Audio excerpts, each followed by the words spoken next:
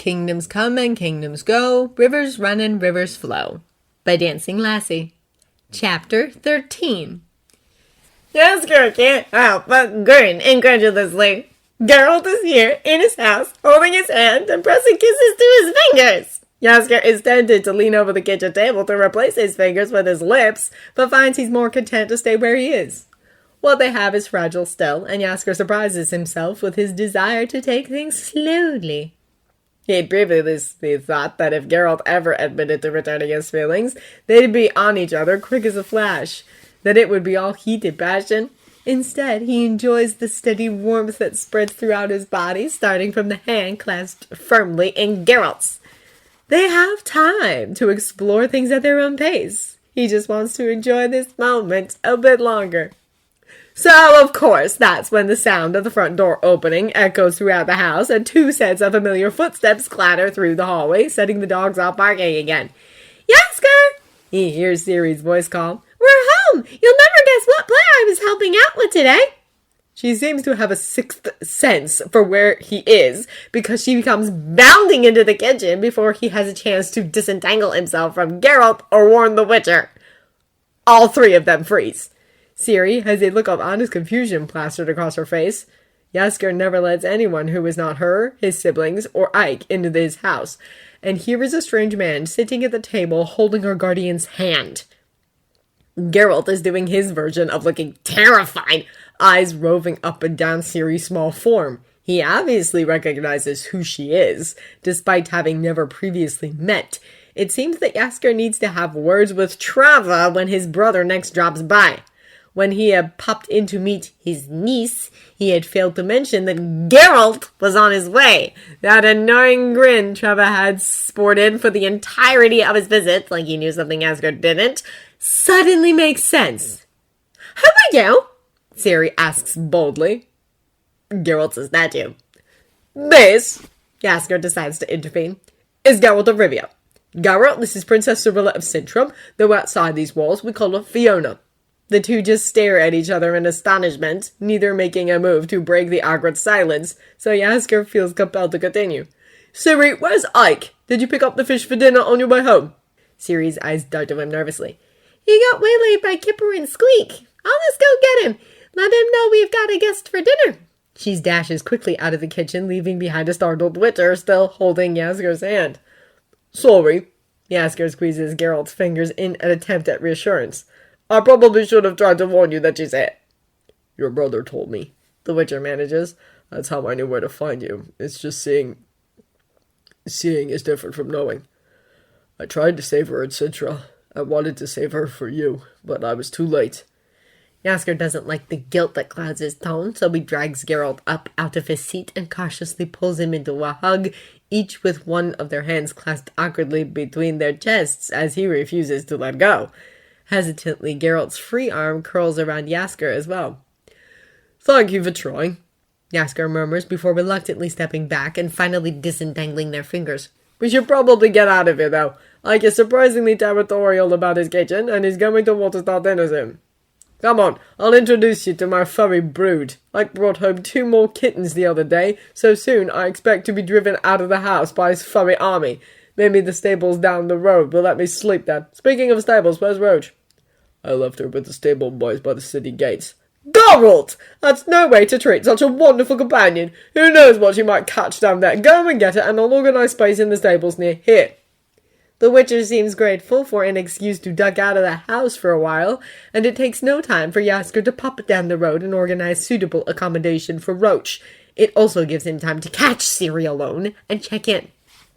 She's in her room, perched on the window ledge and looking at a book she's not reading. "Everything all right?" he asks as he pokes his head in through the door. She nods automatically, then pauses to consider before shrugging more truthfully.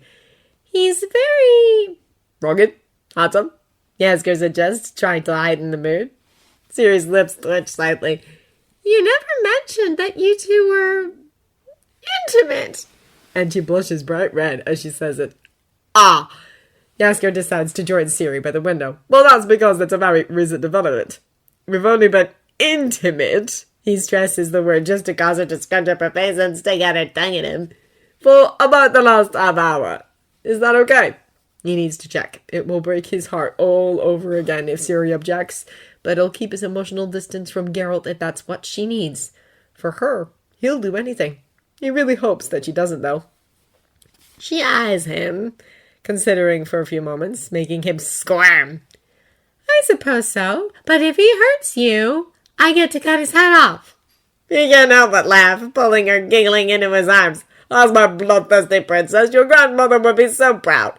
She sniffs slightly at the mention of Calanthe, but no tears fall. She pulls back to look him in the eye, gaze solemn. We're leaving Lettenhove, aren't we? You were just waiting for him to find us. He nods. I need to talk to Geralt about it, but yes, Nilfgaard is patrolling the other side of the Yaruga, and their spies are sneaking across looking for you. It's getting too risky for us to stay so close to the river. I could keep you safe here, but you'd never forgive me for it. I wouldn't be able to leave the house, she guesses correctly. A frown tugs at her lips. I'll miss the theater, though, and my friends. I know, but we're not leaving straight away. Now, come on, Ike should have dinner sorted. You're in for a treat. We have 2 socially awkward dinner companions to entertain us tonight.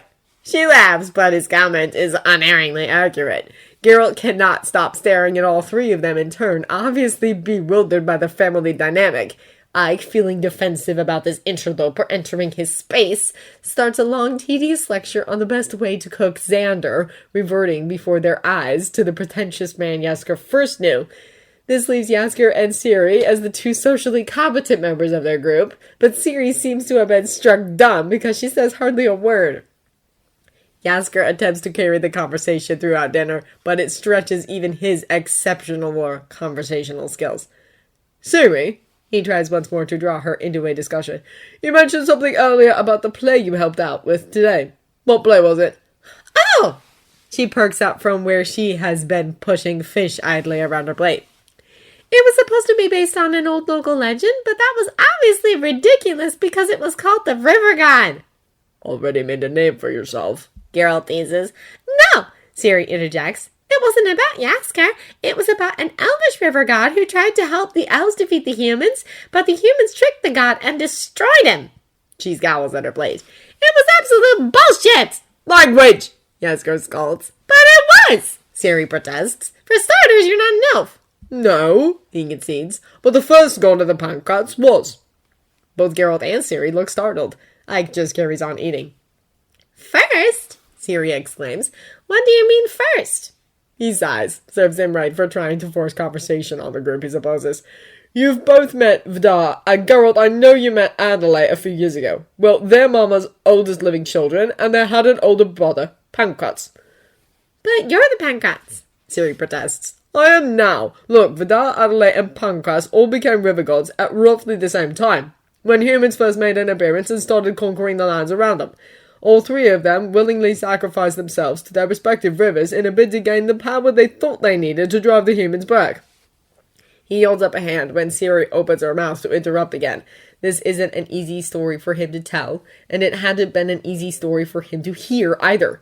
Humans, as you know, are remarkably creative when it comes to dealing with their enemies. They figured out that one surefire way of destroying a river god is to destroy their river. The Pancras was one of the rivers they tested it on. They poisoned it, killed almost all life in the river, and from what I understand, Pancras died a slow, lingering, agonizing death.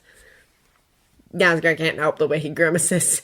Ina had been the one to tell him the story. She said he had needed to know what could happen to him, but had warned him not to bring it up with any of the older gods. Mama hadn't been the only one to lose a child. The first Pontar had let himself fade away, having gone mad with grief. It took centuries for the river to fully recover, even longer for the circumstances to be right for my creation. This is one of the reasons we're not supposed to get ourselves involved in human politics and power struggles. We've learned what can happen when people get desperate. But you're not safe, Jaskier! Ciri blurts out, and there is panic clearly etched all over her face. Nilfgaard is looking for me! If they suspect you, help me and discover what you are. They'll destroy you! Aye. He tries to calm her. This is not what he hoped to achieve during tonight's dinner. No one is going to destroy me. I'm fine. She's right. Geralt chimes in unhelpfully, and this was not how Jaskier wanted them to bond. Yennefer knows what you are, and if she told any other mage and they sided with Nilfgaard, they could poison your river again. There's a crazed look in the Witcher's eye, and Jaskier has entirely lost control of this conversation. Who's Yennefer? Ciri speaks directly to Geralt for the first time since being introduced. How did we find her? We need to stop her. And Geralt is actually nodding in agreement. No one is going to hurt the river. Ike cuts in calmly, having finally finished eating. I will not allow it, he says with complete unwavering certainty. See? Jaskier gestures wildly to Ike. That's what acolytes are for. If it's necessary, I'm sure Ike will have no trouble calling the riverside population to arms in my defense. Now, he deliberately aims for a lighter tone. I believe Geralt has some animals to meet. Ciri, why don't you take him with you as you sort out their dinner? Later that night, after Ciri and Ike have retired to bed, Jaskier heads to the garden for some fresh air. Geralt comes to join him, and they lean against the house wall together, taking in the sound of the wind rustling and the river murmuring as it flows steadily toward the Yaruga. You have a good life here, Geralt notes, and he closes the gap between them to ensnare Jaskier's hand with his own again. Such a simple gesture should not make his stomach flip quite so violently. I should have stayed away. What? He jerks his neck round so fast he can hear it crack. What on earth do you mean by that? Geralt refuses to look at him, gaze focused solely on the river in front of him. I'm too recognizable. It won't be long before Nilfgaard learns I'm here. The rumors are that I'm searching for the princess to fulfill an oath I made to Galanthe. It won't take them long to work out that I'm here for you, and then they'll take notice of the girl you have living with you, the one who is the same age as the lion cub of Sidra. I've practically led them to you. You're not the only recognizable one, Jaskier snaps. I have my own fame, thank you very much. They would have worked it out eventually, with or without you. That's why we're leaving at the end of the week. The Witcher finally turns to look at him. Leaving? Where? Gamorren. Jaskier perhaps takes too much pleasure from the dumbfounded expression on Geralt's face. Bastard deserves it. Jaskier, it's a hidden fortress. How were you planning to find it? What were you going to do when you got there? He doesn't want to admit to Geralt that he could only have left once the Witcher found him, that he and Ciri would have been trapped if Geralt had not arrived on his doorstep. He wants to wipe that disbelieving look off Geralt's face. Exactly, what safe a place to hide than a place no one knows how to find, apart from witches and a certain river goddess who happens to be my cousin. I'm sure Gwen would have shown us the way. Besides, you always told me that your old swordsmaster spends every winter there. If you weren't there, then I was going to convince him to let us in and ask him to teach Ciri a few tricks while we were there. It's not a bad plan, Geralt. Especially not for one he's made up on the spot. Geralt lets go of his hand, and Jaskier tries not to let the disappointment show on his face, but then he is pulled sideways into an embrace. This is much better, he decides. You're right, not a bad one. Gamorren it is. When do we head off? It should be soon. When the snows start to fall, the pass will be cut off and we won't make it through. At the end of the week. Jaskier tucks his face into the space between Geralt's shoulder and neck, nuzzling slightly. He can feel the Witcher's breath hitch as he slyly brushes his lips over his neck. We need to try and leave as inconspicuously as possible. The traveling performers will all be packing up to leave then, and we can get lost in the crowd heading out. I've been speaking to the different groups. I know which ones are heading north. I'm going to persuade them to smuggle us out in one of the prop carts. Ike will spread the rumor that I've gone to Oxenfurt with Ciri to teach for a term. Geralt hums, considering, but he doesn't object to any of it, so he must think it a reasonable plan. But Knight not coming with us. Jaskier shakes his head. No, I don't think he ever plans to leave these shores. He's found his place here. He'll look after the house and the animals. And your river? Yes. He protects you because he is your acolyte. Jaskier nods and wonders where Geralt is going with this.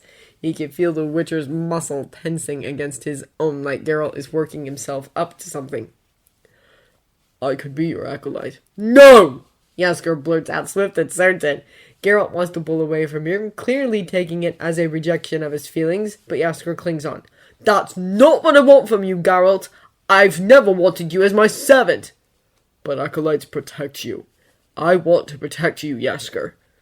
Jaskier pulls away this time so he can clasp Geralt's cheeks firmly in his hands and force Geralt to look at him, desperate for the Witcher to understand what he's about to say. And you can, but do so as my equal, not my inferior. Acolytes are servants, Geralt. No matter how fond of them we are, it's not an equal partnership. Traveller adores the triplets, but if he gives an order, they're expected to obey. They don't argue with him. They don't make big decisions with him. I want you to tell me when you think I'm being stupid. I want you to tell me to shut up when I annoy you with my singing. I want a proper relationship with you. I want you as you are. My grumpy, independent, reliable, noble, idiotic witcher. Silence descends as they stand and stare at each other, Jaskier trying to convey the full depth of his feelings in his eyes. Geralt's own soften, and he turns his face in Jaskier's hand to press a kiss to one of his palms. Geralt's breath tickles his skin, and he can feel the witch's lips twitch upwards in a small smile.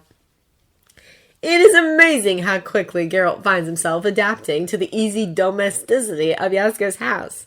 It can only be because it is Jaskier's house. The river god has always been determined to carve out a home wherever he and Geralt found themselves. Now, wherever Jaskier chooses to rest his head, Geralt is content to lay his own next to it. He spends his days helping out around the house and going into town to prepare supplies for their departure. Jaskier often accompanies him and makes a great show of buying spare quills and parchment, talking loudly about what he'll need for teaching his new classes in Oxenfurt. Geralt is required to do no more than grunt and look on with exasperated fondness. He slowly gets to know Ciri, his child surprise. It is awkward at first, two strangers who no destiny has bound them together. After the first day, he seeks out Jaskier's help. What did you expect, Geralt? You're strangers still. Did you think you'd see each other from a distance, recognize each other instantly, and run into each other's arms? No, but I don't know what to say to her. Show her Roach. She likes horses. Offer to give her a sword lesson. Just make sure you actually talk to her. She's not well versed in interpreting your silences yet. He follows his bard's advice, and when he goes to visit Roach, he invites Ciri along. She is suitably impressed by Roach's beauty, and Geralt is reminded of the toy horse he rescued from Zintra. He presents it to her when they get back, and she turns it over and over in her hands, marveling at its return. I remember when Jaskier got it for you. He tries to talk to her, just as Jaskier had instructed. He'd make a game of waiting until I was asleep, then sneak it under my arm. It almost didn't survive the journey to you. She smiles up at him, a proper, genuine, happy smile. Thank you. I thought I'd lost Buttercup forever. Interesting name. Melsack named her. He said it was appropriate. The druid always did have a good sense of humor, is why Geralt liked him more than most magicians. Buttercup is the catalyst they need to break the tension between them, and Ciri starts to seek him out and ask him questions of her own accord. He finds he genuinely likes her. He's not had much experience with children, but she's the right blend of curious, blunt, and enthusiastic. She's sufficiently like Jaskier for him to be able to see and appreciate the influence his bard has had on her upbringing. He and Jaskier have talked a lot since Geralt first showed up on the god's doorstep. Geralt doesn't think he's ever done so much continuous talking, but he realizes the importance of it now. He and Jaskier had made a habit of avoiding essential discussions in the past, with disastrous results. There is more honesty between them than there has ever been before, and Geralt finally discloses all the emotions he's felt during those 2 long years of Jaskier's absence. Jaskier, in turn, leaves nothing out when fully describing his recovery. He also tells Geralt about Laird's Well, what he'd really been feeling during the disastrous hunt when they met his father. You could go and see him again. Geralt suggests, but Jaskier shakes his head immediately. No, I can't be his son, not properly. It's better left in the past. The intimacy these conversations create astounds the Witcher. He finds he likes the way Jaskier casually holds his hand throughout, absent-mindedly stroking with his thumb. The way Jaskier now always sits next to him and curls towards him. Any stolen moment alone in the house of 4 has become a gift, so Geralt happily welcomes Jaskier next to him when the bard finds him soaking up the early afternoon sun in the garden. Ike had caught wind of some vandals who were scrawling rude graffiti down by the shore, and had torn off to give them a piece of his mind. Meanwhile, Ciri is at the theater for her final day's work. When night falls, they will creep quietly out of the house and back to the theater, where Jaskier's friend Maya will help them hide in a props cart, so come morning they can be wheeled out of the city unawares. Reports from Jaskier's contacts in the city have shown increased Nilfgaardian activity around the marketplaces and taverns, and Geralt is sure he spotted several people watching the house. It's time to leave. Which is why he's been making the most of the quiet moment while he can. Jaskier joins him on the grass, a paper-wrapped parcel under his arm. Geralt, he frowns, Why has Mama sent me a dress? She says it's actually from you? What? He reaches for the package and a familiar dress spills from the brown paper. His fingers automatically reach for the field of buttercups, stroking the textured fabric lovingly. He clears his throat awkwardly, wondering how he's supposed to explain this. I mean, it really is beautiful, but I don't think it's my size, or will really complement my figure. Jaskier sounds amused, at least. When I'm at Trauma, while you were recovering, we talked about your second wish. The one where you wanted him to be impotent for 3 months. I remember. Well, he admitted that it had come true in a way, and then I remembered your first wish.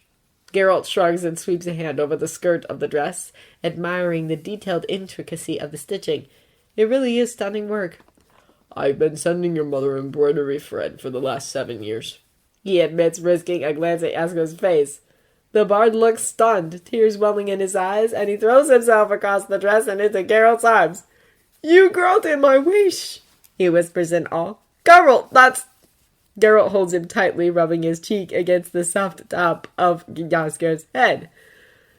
Your third wish, he chokes out through the happiness in his chest. What would it have been? It's silly. I was going to wish that you'd let me sing you to sleep.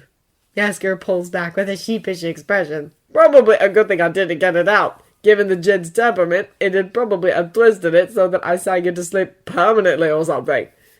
Geralt considers him, taking in the way the sun highlights the gold flecks in his hair, and lies down on the grass, closing his eyes. Well, go on then, he grunts, getting himself comfortable. What now? Why don't indoors?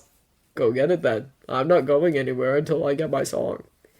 He remains lying in the grass, sun warming his dark shirt and trousers, listening intently as Jaskier stumbles up and into the house. He returns a few minutes later, and Geralt can feel his bard's knee brush the top of his head as Jaskier settles down next to him. Hesitantly, he plucks a tune before his shyness dissipates and he begins to sing. This weary earth we walk upon, she will endure when we are gone. While kingdoms come and kingdoms go, rivers run and rivers flow. You know I don't believe it's true, that in this world there's nothing new.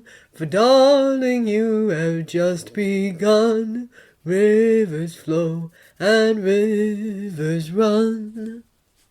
Geralt couldn't fall asleep if his life depended on it, enjoying Jaskier's voice too much to do anything but listen intently. He keeps his eyes firmly closed and feigns sleep, though, even after the last note fades to silence, unwilling to break this moment.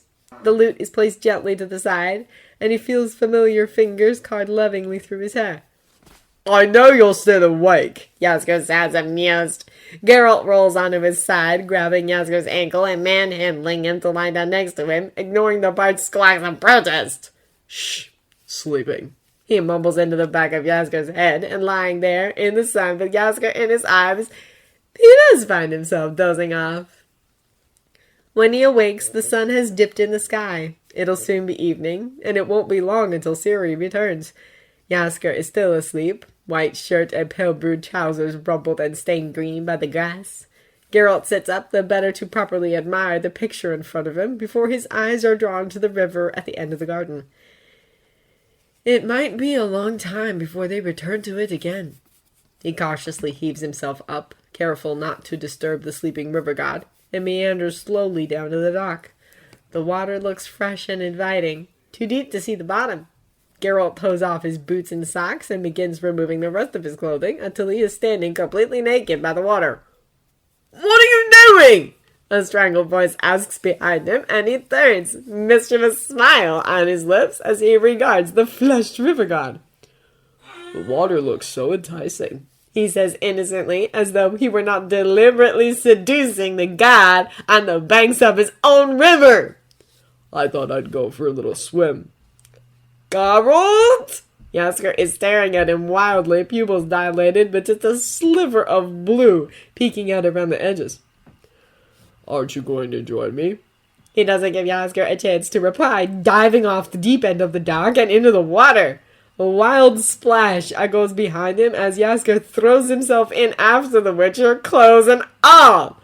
For a moment, a rush of sensations overwhelms Geralt, blocking all else. He can hear the thud of trees being cut down all the way up in Lairdwell, smell the freshly made bread of the bakeries that dot all the way up and down the river's banks.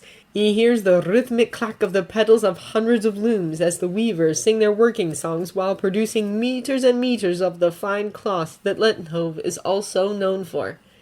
He can hear shoremen yelling at each other as they toss bundles to and from a myriad of boats that he can feel slicing through the water. He hangs suspended in the water, eyes closed, immersed in the feel of the river. Cool hands entangle themselves in his hair, pushing it back and out of his face. Behind his closed eyelids, he gets a flash of something ancient. He can almost make out the barbaric beat of tribal drums, and the image of a tall, slender, elven man darts briefly across his vision, smiling approvingly, before he opens his eyes and sees only Jaskier. His Jaskier, who hangs just above him in the water, brilliant smile and gleaming eyes stealing all of Geralt's focus. Geralt deliberately tilts his face up, raising a hand to clasp the back of his river's god's neck to bring Jaskier down to his level so their lips can finally meet in a kiss. The world disappears. Breathing becomes inconsequential. Worries and doubts flee into the distance. Geralt knows he can take on the world if necessary, so long as he gets to keep this. Jaskier wrapped around him, lips moving sweetly against his own as they are cradled together in the safety of their river.